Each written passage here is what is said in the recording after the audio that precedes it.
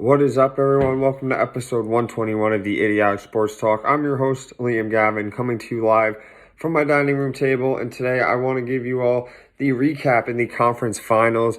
A lot of great games, both excellent series. Let's break it down. We have the number 1 seed Heat taking on the number 2 Boston Celtics. The Celtics wound up winning this series in 7 games. Let's start with the first game. The Heat were able to win game 1 thanks to their stout defense and Jimmy Butler going off for 41 points, 9 rebounds, and 5 steals. And the Celtics, they had a little rhythm earlier on in the game. They took a 13-point lead, but that was quickly diminished. And to start the third quarter, the Heat went on a 22-2 run and pretty much just ran away the game at that point. They were able to close the third quarter, outscoring the Celtics 39-14. And the Celtics were able to outscore the Heat in quarters 1, 2, and 4. But in the third quarter is when they really fell apart, and they fell apart badly. And outside of Jimmy Butler, Tyler Hero had 18 points. Gabe Vincent had 17 points. And as for the Boston Celtics, Tatum had 29 points, 21 points that were in the first half, but only 8 in the second half. But he also had 6 turnovers as well. And Jaylen Brown had 24 points and 10 rebounds, but unfortunately shot the ball poorly all night. And Robert Williams and Peyton Pritchard each had 18 points. Now, there was no Marcus Smart and no Al Horford for this game, but Boston still had a chance to win, and they weren't able to do the job. And so the Heat took a 1-0 lead after the 118-107 win. For Game 2, the Celtics tied up the series 1-1 in a big way with a 127-102 win. It was 70-45 at halftime for the Celtics, and they just didn't look back ever since. Smart and Horford being back was a major part of the win. Marcus Smart had 24 points, 12 assists, and 9 rebounds inside that win. And Jimmy Butler, he went off for 29 points, but the Heat really had no one else outside of Jimmy Butler who could do a thing. Jason Tatum had 27 points. Brown had 24, and Grant Williams had 19 off the bench. So Game 3, the Heat got a big 109-103 win on the road to take a 2-1 series lead. The Heat came out pissed off from their last loss to the Celtics when they got blown out. And to start the first quarter, they outscored the Celtics 39-18. No Robert Williams for the Celtics, so Bam Adebayo took a lot of advantage of that as he had 31 points and 10 rebounds to go with 6 assists. Kyle Lowry returned and immediately had an impact on this game. And PJ Tucker also stepped up. He had 17 points and 17 points to go with 7 rebounds, and also played great defense. Jimmy Butler missed the second half of this game as he had a sore knee. And the Heat at one point had a 26-point lead. The Celtics were able to get momentum, came all the way back to make it a 1-point game, but a Max Strus 3-pointer and a couple more baskets by the Heat pretty much helped sealed the game for the Heat. And the major story was that the Celtics had 24 turnovers in this game, while the Heat only had 8 turnovers. Tatum had an awful game with just 10 points, and despite the loss, Jaylen Brown had a good game, 40 points and 9 rebounds. So for Game 2, Boston bounces back to tie the series at 2 apiece with a 102-82 win. The Celtics started with a first quarter 29-11 lead that went up to 57-33 at halftime. And Boston made sure Miami just couldn't get going, and that was a big thanks to Robert Williams returning to the lineup. He had 12 points to go with 9 rebounds in only 19 minutes. And Rob Williams also forced a lot of missed shots, and he held Bam Adebayo to just 9 points. His defensive presence were huge for Boston. There was no Marcus Smart, so in comes Derek White off the bench, and he had a solid game as he recorded 13 points, 8 rebounds, and 6 assists. And Al Horford also had a great night too. He had 13 rebounds, including 4 block shots. And Tatum bounced back in a big way as he had 31 points. No one on Miami showed up except for Victor Oladipo off the bench, and he had 23 points. So Game 5, the Celtics were able to take a 2-3 series lead with a 93-80 win over the Heat on the road. In the first half, they were sloppy with turnovers, but they eventually cleaned it up in the second half. And speaking of the second half, The Celtics were able to score the Heat 56-38 with solid defense and solid shot selection as well. Jason Tatum, 22 points, 12 rebounds, 9 assists. Jaylen Brown, 25 points. Derek White with 14 points. And Jimmy Butler, 13 points. Bam Adebayo, 18 and 10. So it was a rough game for the Heat players in Game 5. And in Game 6, the Heat were able to tie the series 3-3 and force a Game 7 with a 111-108 win. Or, I'm sorry, I believe 111-103 win. And, thanks to 47 points, 9 rebounds, and 7 assists by Jimmy Butler, he did this on the road.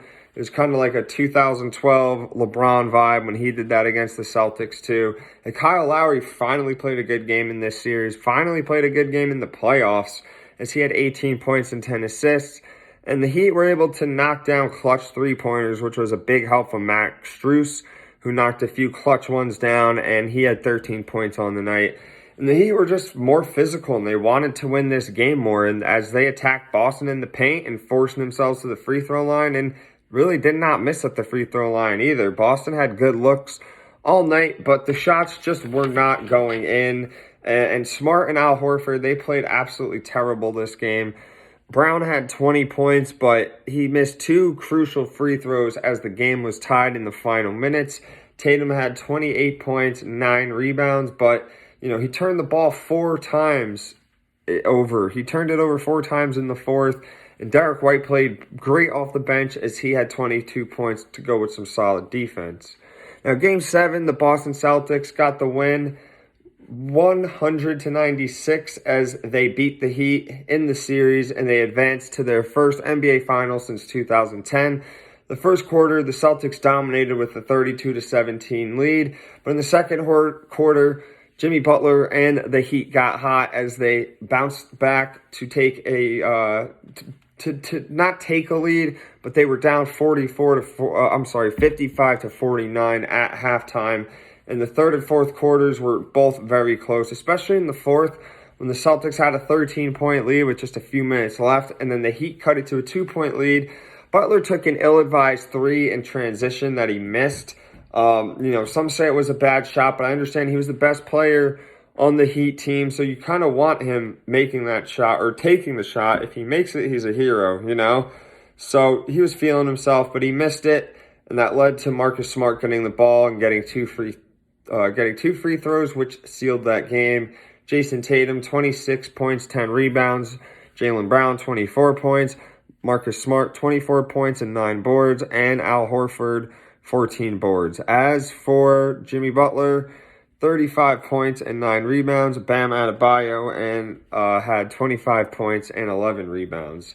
So the Heat never gave up in this game either. They fought down to the wire, while other teams would have quit and laid down. The Heat, they made it a good game. They made a really good series. So let's look at some player stats.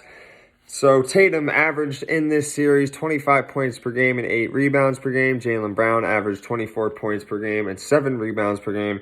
Marcus Smart averaged 16.6 points per game in just 5 games. In 6 games, Al Horford averaged 9.8 points per game and 10 rebounds per game. And Derek White off the bench in 6 games averaged 10 points per game. As for the Heat players, Jimmy Butler averaged 25.5 points per game. Bam Adebayo, 15 points per game to go at 9.8 rebounds per game. Max Strus, 9.6 points per game. Kyle Lowry, 9.4 points per game in just 4 games. And Tyler Hero played 4 games off the bench. He had 9.2 points per game. So this was, like I said before, a really fun series. Shout out to Coach Eric Spoelstra. He got his guys battle tested, and even a bigger shout out to Ime Udoka, rookie head coach, first conference finals appearance. Checks that off his list. He passed the test, and now he's going to the NBA Finals. So let's go to the Warriors beating the Mavericks. The 3rd seed Warriors took out the Mavericks pretty easily. Warriors won 4-1. They got it done in 5 games. Game 1, the Warriors controlled the game from start to finish, especially in the second half, outscoring the Mavericks 58-42. Their defense was also able to contain Luka, as Luka only scored 20, and he also had 6 turnovers. Warriors shot 56% from the field, while the Mavs shot 36% from the field. And Steph Curry, he had a 20-point and 11-rebound double-double. Wiggins had 19 points. Jordan Poole had 21 off the bench. And 7 Golden State Warriors players were all in double figures. Warriors won Game 1 to take a 1-0 series lead, and they won that game 112-87. Game 2, the Warriors took a 2-0 lead after a 126-117 win over the Mavericks. The Mavs had a 19-point lead at one point, but that quickly got diminished, especially in the second half after the Warriors outscored them 68-45. Luka had 42 points, Jalen Brunson had 30 points, and Reggie Bullock had 21 points. But Golden State was able to weather that storm, and Curry finished with 32. Poole finished with 23 off the bench, and the center Kevon Looney stepped up with a 21-point and 12-rebound double-double as the Warriors were able to take that 2-0 lead. Game 3, the Warriors took a 3-0 lead as they win 109-100. The Mavs didn't dominate. The Mavs got dominated on the glass for rebounding. 47 rebounds by the Warriors. 14 of them were offensive rebounds, while the Mavs only had 33 rebounds and they had 7 offensive rebounds.